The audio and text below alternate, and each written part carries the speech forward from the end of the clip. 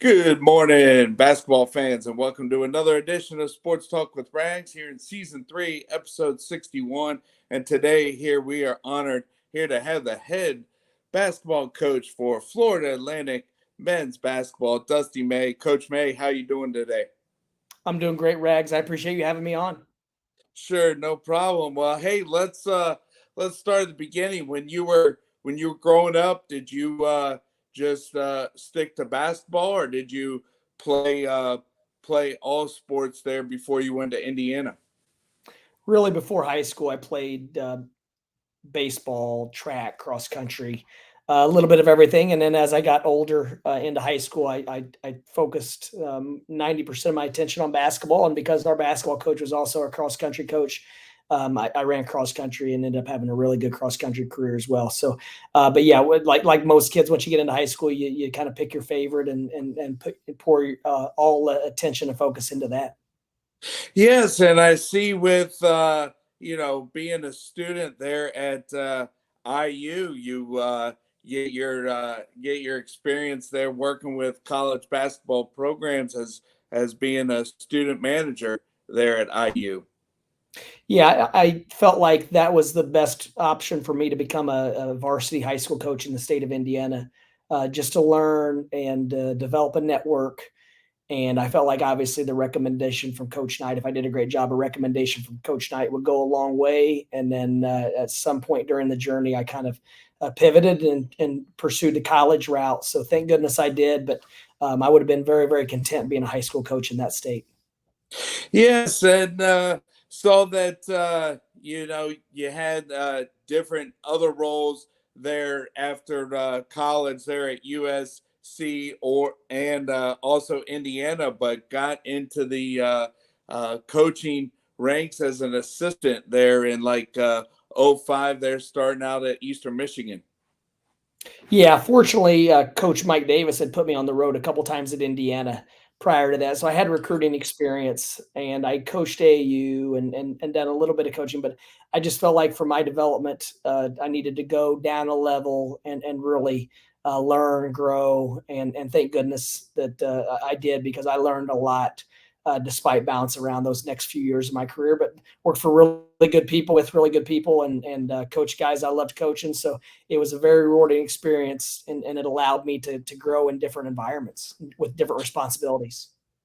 Yes, and I know that Florida Atlantic is your first head coaching job, but you definitely had experience there with Conference USA schools there with being an assistant at UAB and La Tech. Yeah, the UAB it looked a little bit different than more like the American now. And then La Tech, we started in the WAC and transitioned into Conference USA. So fortunately, I was very familiar with the league then, and geographically, it made a lot of sense for La Tech to play the Texas schools and whatnot. And then this year, same deal. Where we're so far from everything, we were spread out, but with the move into the American, we'll transition into more metropolitan areas versus smaller college towns. So it's new, but yeah, I had a blast competing in Conference USA for the number of years that I did.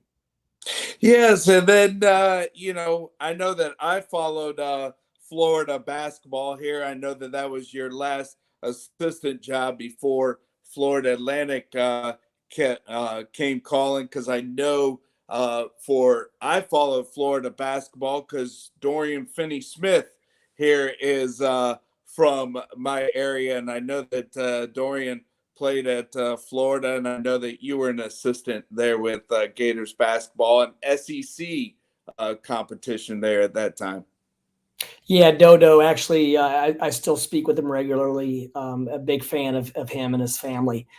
Very proud of the career he's carved out. He was such an intelligent player, and he's one of those guys that could do a little bit of everything. He wasn't a great shooter, but he's improved his 3-point shot every year in the NBA, and it's allowed him to get a big time contract because he's one of the better team defenders a lot like a Draymond Green, where he can guard individually and also he can make everyone on the court significantly better on the defensive end because of his IQ, communication, and just natural instincts, I guess, developed instincts. So, yeah, very, very proud to know Doe and be a small part of his journey. But it's been a blast watching him grow and carve out the nice niche that he has in the NBA. Yes. Yeah. And then March 22nd, 2018, being named head basketball coach there at Florida Atlantic. What led to apply there for the head coaching job there at Florida Atlantic? Well, I didn't apply. I didn't pursue it. We actually get knocked out of the tournament the following year in a really close game versus Texas Tech in Dallas in the second round. And as I was walking down the hall into my hotel room, Brian White called, and they had made a move here at FAU and had an open position, and just asked if I'd be interested. Wow. And that's one of those things where the range of emotions going through you after a basketball season is over. It's like a tidal wave hits you, and you're fatigued. You're confused of why you're not still playing and what you have to do next. So it happened quickly. I think I got home and maybe was home one day back in Gainesville, maybe one day, and then my wife and I drove down, and it was more just kind of a leap of faith. We were extremely happy at UF. They take great care of their employees, so it wasn't easy to leave. And at the end of the day, it was more about, I don't know if I'll ever be able to get another one again, especially one in a state that I'm very, very comfortable and I love living in, and almost feel like I guess a resident of Florida. I am a Right. resident, but someone that grew up there because I spent so much time in the state. But it was more just a feeling that, hey, we can win here. This place is growing. The area, the campus, really everything but our basketball arena, I felt like would give us every opportunity to be successful. So fortunately, I did, because this university is growing exponentially, and we're proud to be a part of that growth. Yes, and I see that I lived in Florida there in the mid '80s, but it was Pinellas County, St. Pete area. But there at Florida Atlantic, I mean, the basketball program just started in '87, and they moved up to D1 there in the mid '90s. So here, 2018, I mean, you take over a program that's only 20 plus years old, competing at the D1 level. So definitely fairly new program there with FAU basketball.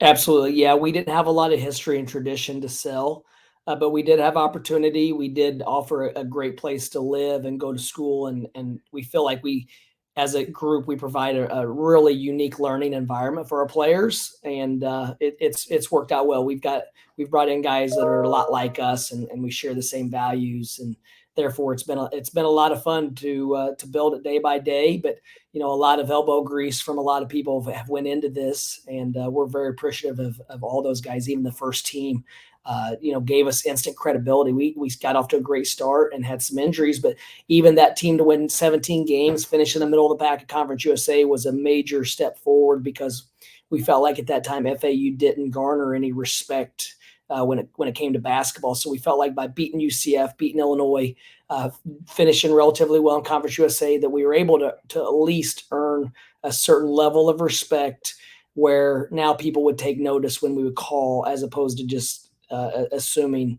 a bad team or program was calling.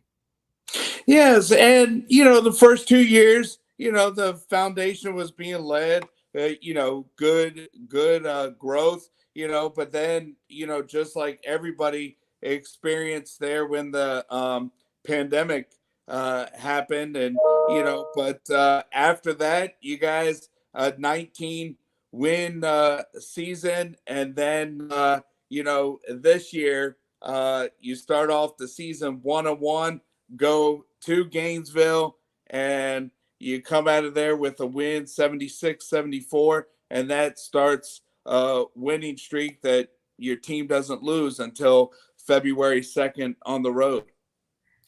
Yeah, I'll rewind a little bit, Rags. That 19 win team During COVID, we had essentially played almost all road games exclusively on the road to set ourselves up to have a really good year when things got back to normal. And we let some games get away, and we felt like as a group we underachieved a little bit with the 19 wins. We had bad luck with injuries, we had bad luck with bounces. Literally everything went wrong, and then we had that entire team for the most part coming back. And this year, all those things went wrong, went right.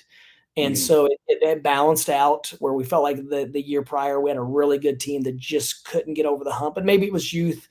We were probably a guard or two short because of injuries. Nick Boyd missed that entire season, who was a very important part of our team, not only as far as production, but also just his intangibles. So all those things kind of led us up to this point where you have a group coming back with a lot of continuity and a strong desire to get a little bit better and get over that hump.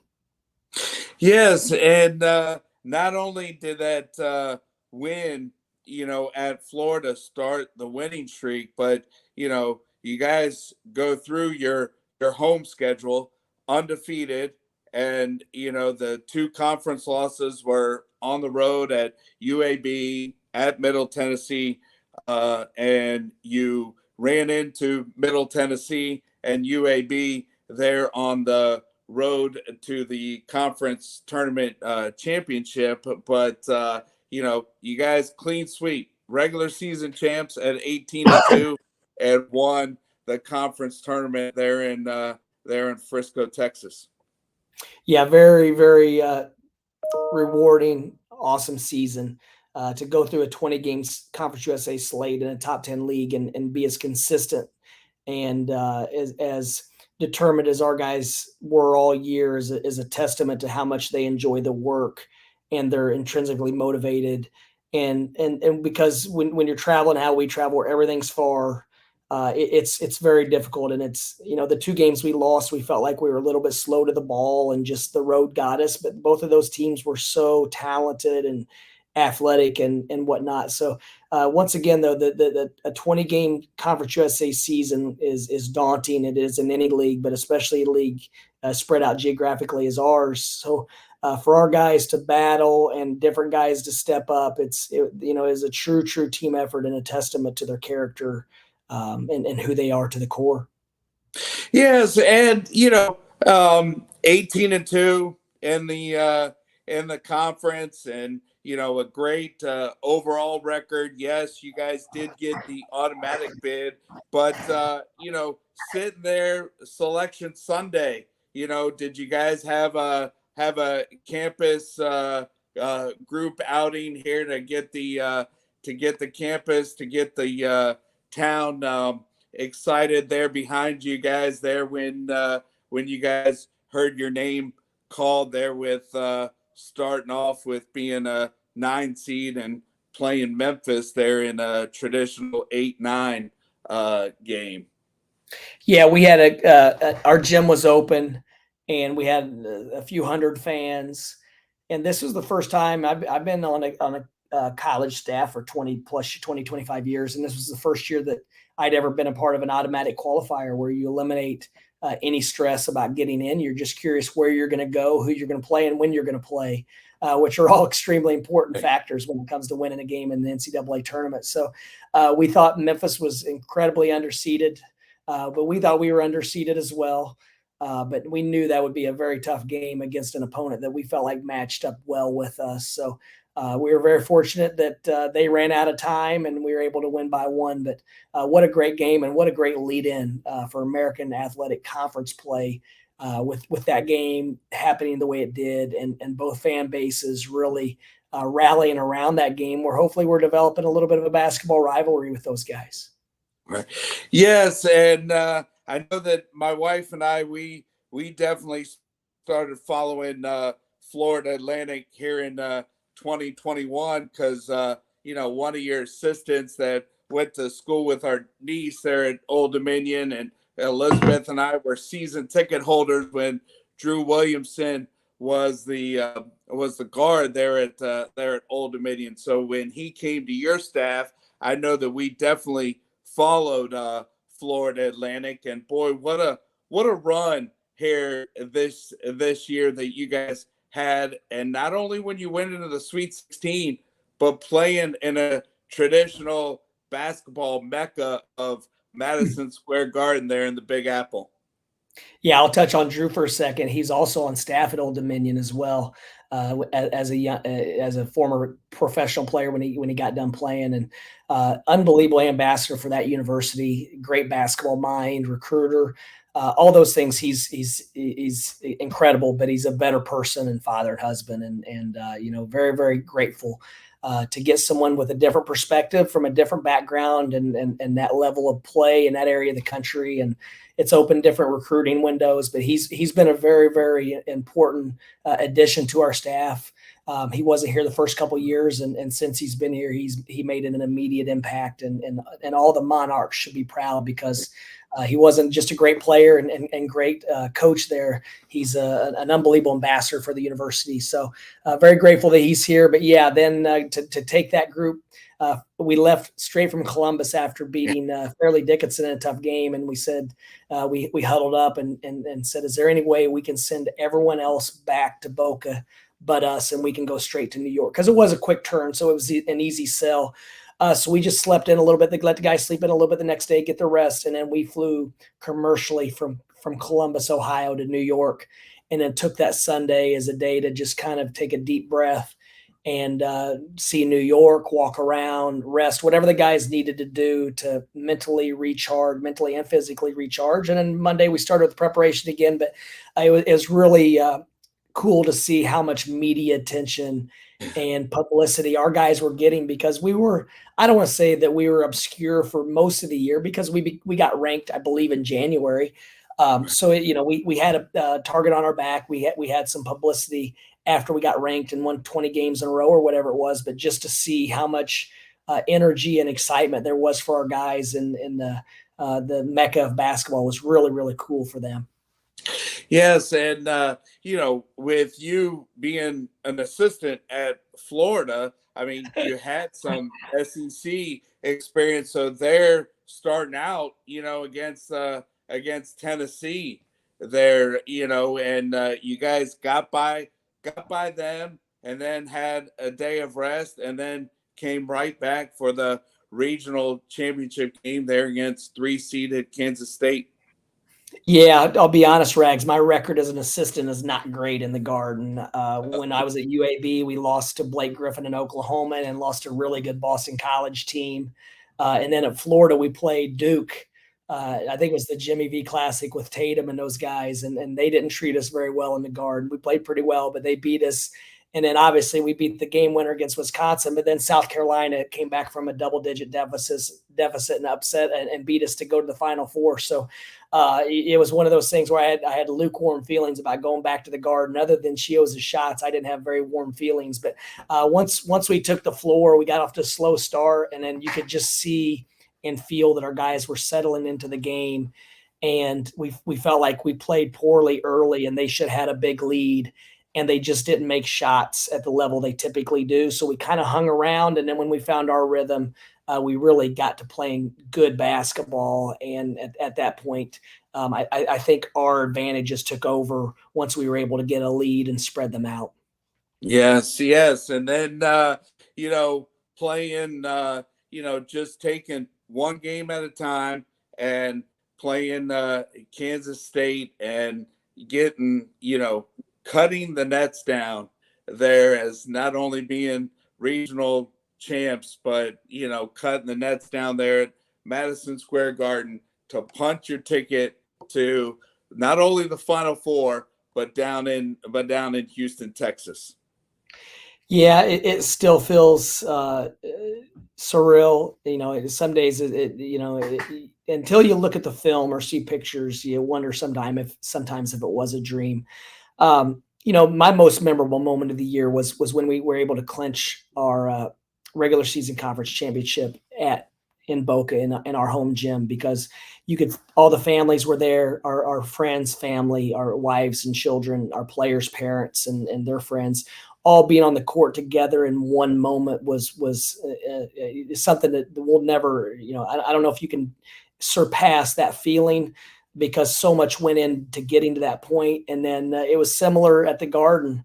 whenever we won, where they with the garden security is a little tighter than our home security, and so we couldn't get everyone on the court, but it was really it was awesome just to see so many family members and players' parents and all the people that sacrificed so much for us to do what we love, to be down and sharing that moment. It was, and then to do it in the garden and knowing you're advancing to the Final Four was probably something that we'll still be able to uh, I guess recapture that feeling just by thinking about it in 30 years from now or 20 years from now.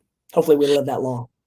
Yeah, and the awesome thing, it's good and bad, but they're about the college basketball tournament. I mean, you guys start off in Columbus, win the two games there, and then, go to New York for the Sweet 16, the Elite 8, and then, the thing is hop back on a plane, go to Houston, and then not only are you going to the Final Four, but you go from, New York City, Sweet 16, Elite 8, the media coverage to definitely the media coverage there covering the Final Four. So it's like, all the coverage, but you're there to a business trip. You're there to compete and play game after game after game. And what a battle it was there against San Diego State. Yeah, it's such a fine line between soaking it all in and enjoying the moment and preparing to win a basketball game. And I thought our guys had a good balance where there's a lot going on. There's a lot of hoopla. There's a lot of media. There's interviews, attention, and especially in today's climate when players are trying to capitalize on their NIL, and we want them to. And that's an important piece to this puzzle as well. So there was a lot going on, but once the ball was thrown up, it just felt like another basketball game. Obviously it's a little lonely as a head coach because you're up elevated and used to your conversing with your staff and strategizing with your staff on a normal game, but because of the layout. But other than that, it was our guys doing essentially what they did for the 5 months prior and just competing for an opportunity to advance. I think they did a nice job of just getting lost in the game and playing and not worrying about the moment and the size of the arena or what all goes with playing in that environment. Right. And Coach May, I mean, you guys come back, the students finish out the semester, but you're you and your staff, it's pretty much, I mean, great season, but now it's time to turn the page and recruiting, and then also I see that you guys are now part of the American Conference. So, also get ready here to not only for this season, but also for a new conference. Yeah, there's a lot of change now with our I guess recent success. Um, And so, yeah, we're moving leagues, which you're learning new opponents, new cities, new everything. And then our pre-conference schedule has been elevated because of the guys we return in our preseason rankings and hype and all that. So we're going to be playing on the biggest stage, ESPN events for MTEs, Jimmy V Classic, the Hall of Fame Classic. We're doing a round robin with Charleston and Liberty, to the best mid-major teams in the country. So everything is a lot different now. And all we've heard all off season is there's going to be a target on our back, and we can't be consumed with people coming after us. We still have to be the hunter. We still have to be the most aggressive team, and that our identity can't change because now we have a high number, a single digit number next to our name, or anything like that. We have to continue to be who we are at the core and continue to improve every single day, or we won't be able to duplicate any of the type of success we had with the same group. Yes, and for all the listeners out there, I mean, Florida Atlantic men's basketball program was in the tournament there in 2002, but as a 15th seed. I mean, so this was the first year that you guys, won the regular season, won the conference tournament, and then awesome run, and look forward to rooting on FAU men's basketball come 23-24 season, Coach. Appreciate that. We're excited for it. I know we'll compete at a high level and be a lot of fun to watch. Right. Well, hey, Coach May, appreciate your time and enjoy the rest of your summer. And I know with building on last year's success and the new conference, I know that look forward to the schedule that you guys have here, non-conference, and then also with the American Conference. Definitely. I appreciate you having me on, Rags. Sure thing. So that's Coach May here for today's episode. Thanks again.